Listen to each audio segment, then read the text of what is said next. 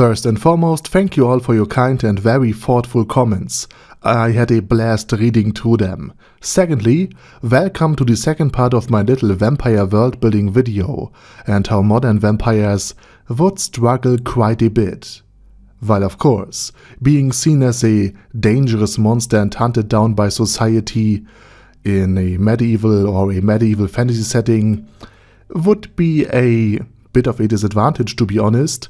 The very fact that you actually are monstrously powerful would still greatly benefit you. While you perhaps can't outfight a village, you can still outrun it by turning into a bat or a wolf. You would also accumulate more and more knowledge and gather more and more experience with humans and how they behave. Therefore, eventually, you would be able to manipulate them quite well. And as a powerful fighter or magic caster, you would be able to get quite a bit of wealth out of your talents and abilities. But your greatest asset would be, paradoxically, the lack of information others have. See, in pre-information age times, information would travel very slowly. The very idea of keeping up with the news is just a century old at this point. And even then, the odd article about a blood-sucking monster could be seen as a rumor, a fairy tale, or just a description of a rather kinky ex-wife spread by a disgruntled husband mending his bite wounds. So even though the existence of vampires are known, the vampires would have an easy time to avoid most of the problems, because people in Village A don't know that the guy causing the bite wounds is living on the other side of a mountain chain in Village B, 200 miles down south, or in Castle C, and is way too connected to political power and influence than to even become the target of any potential investigation. Also the odd social behavior like never leaving your house when it's sunny outside or only drinking this strange, thick, red wine won't become obvious to anybody, because it happens in a castle. And even if there's a vampire scare and people are being accused of being vampires left and right and center, vampires, at least those who have experience and are cunning, will most likely not become the target, because A, they can hide in the forest as a bat or a wolf, or as a nobleman in his cottage on the countryside, and B, they can even use this vampire scare in order to accuse anyone opposed or dangerous to them of being a vampire themselves. I mean, a rich man bribing his way into an office only to use it then for his own personal gains isn't rather than unusual, so vampire hunters should be not immune to all of this influence taking. And of course, accusing our noble vampire hunter of being a vampire themselves is something only a true vampire would do, and therefore whoever said this needs to be impaled. And see, if all of this fails, a vampire can just fight to flee. As long as he isn't cornered in a dark cave or so, he can jump out of a window and turn himself into a bat, or he can become a wolf and maul that plucky band of kid detectives that exposed his evil schemes in Wacky Monsters of the Week episodes before fleeing the town. But all of this would be nigh on impossible in our modern day and age, because first and foremost, in a time where arms relied on one's own body strength, a supernaturally strong magic vampire would be very dangerous indeed.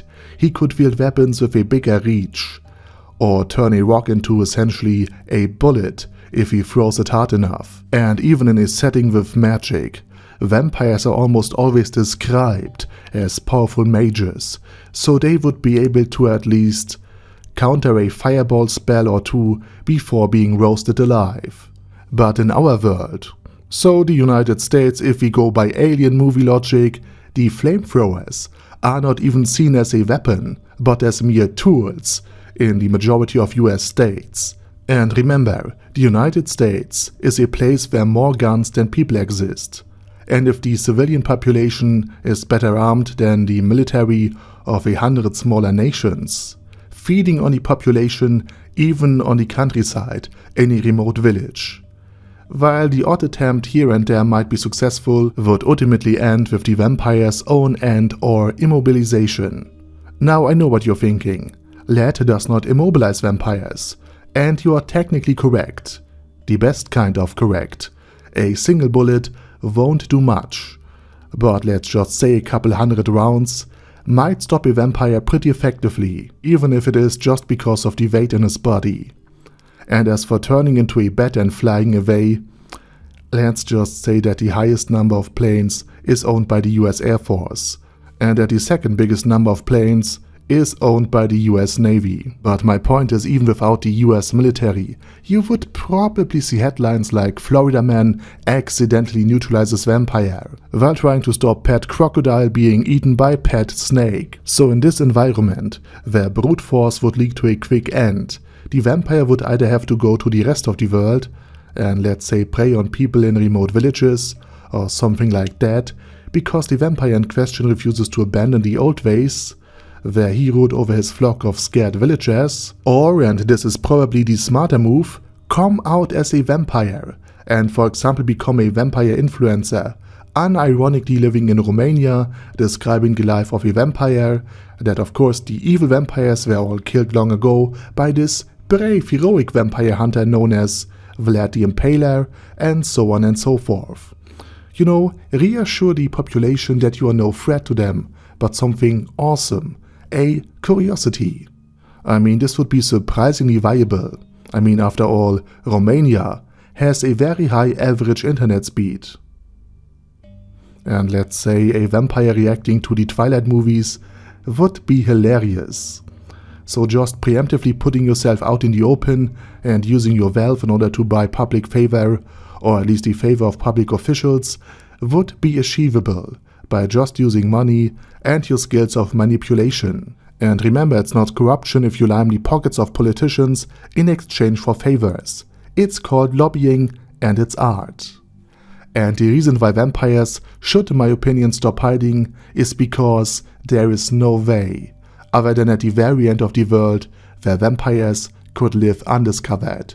Because social media is everywhere, cameras are everywhere, and even the slightest unusual thing will now be picked up immediately. A vampire trying to hide will probably be discovered by such minor things as never touching silver cutlery, rather than because he stays inside all day and only comes out at night, which will be probably seen as very relatable and as typical Gen Z behavior, because remember, the vampire does not age. This of course assumes that the vampire actually shows up on cameras, also as someone who stays eternally young and can give away the quote-unquote vampire curse. I would suggest that many state leaders, rich people and beauty bloggers would do anything to get this quote-unquote curse. And at this point, where the vampire lives openly and just buys the blood packages he needs to sustain himself, there should be a serious drawback to this passing on the vampire curse.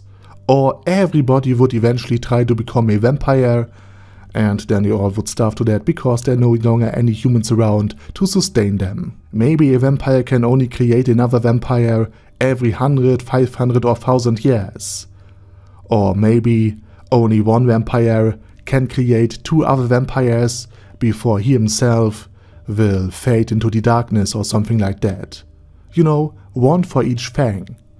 Or the vampires will getting weaker and weaker the more vampires are produced, which would then incentivize the vampires to stop creating more vampires. Or let's say that vampires can only have 1 true heir, and the rest, the non-true heirs, will just be zombified or turn into actual bats or something like that.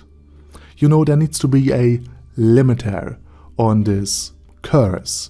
And if it isn't, let's just say a zombie apocalypse would be way more interesting if it was in truth a vampire apocalypse where all of these starving, bloodthirsty vampires try to hunt down the last remaining humans. And with that said, I hope you liked my ideas and opinions on how realistic vampires would behave and how they would have to behave in a modern society in order to not be discovered and killed. And I also hope to see you all again soon under my next video. Have a nice day.